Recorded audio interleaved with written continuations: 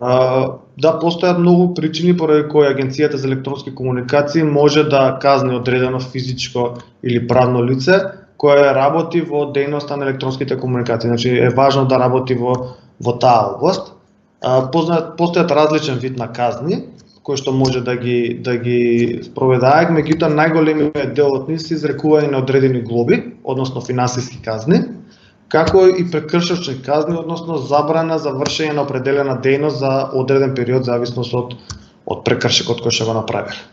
Како пример ќе ви посочам дека едно правно лице кое користи радиофреквенции без одобрение, доколку нема добриено одобрение од Агенцијата за користење на тие радиофреквенции и при тоа врши радиодифузна дејност од тие радиофреквенции, а со тоа се стекнува одредена имотна корист за самиот себе,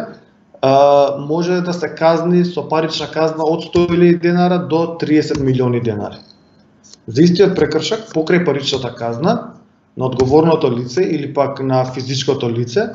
може да му се изречи превремена забрана за работење на одредена професија или дејност во траење од 1 до 3 години.